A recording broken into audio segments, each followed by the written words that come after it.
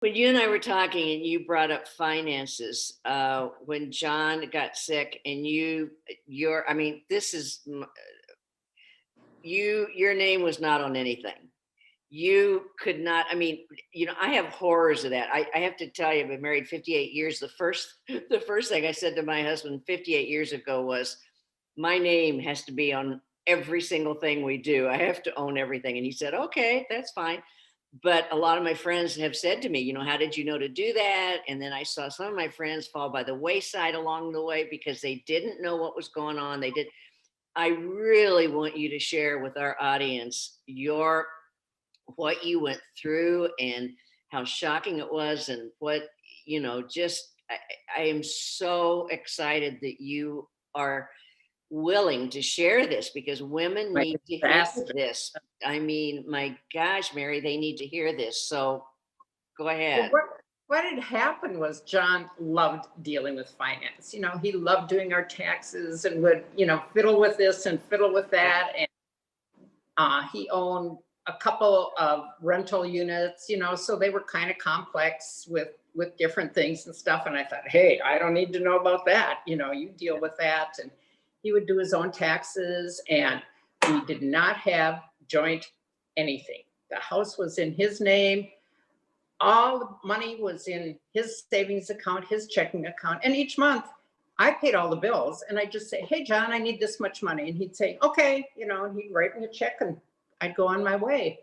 Wow. And each year he would sit down with me and say, okay, Mary, here's what it is. And he would say, we have this much here, we have this much here, we have this, so I understood everything. And I knew, because I'm not an idiot, that you should have things in joint accounts. It's kind of like a will. It's so easy to put off that Yeah. you just say, yeah, we'll do that, and suddenly he is in ICU. And I come home from the hospital, and there was a huge tax bill waiting for me. And I thought, what? Well, he had been going back and forth with the IRS trying to negotiate the final bill. And I go downstairs, and on his office, sure enough, was everything spread out. And I did not have a penny to my name. I had a checking account, but John just replenished it each month. Okay. And that was all I had. And here was this huge tax bill. Plus, we fortunately had a will. We weren't total idiots. So everything was left to me. But it's like, what am I going to do this week? How do I, negotiate with this, with that?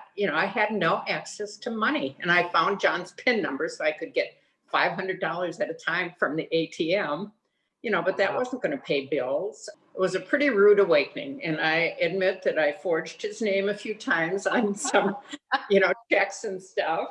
And, as soon as he was out of the hospital, I propped him up and took him down to the bank and, had him sign forms. And, I said, John, this is so that we both have access. Okay. I wasn't doing it against his will. So I was then able to get access to the money, but it was just a nightmare for a couple months. And so be prepared, women.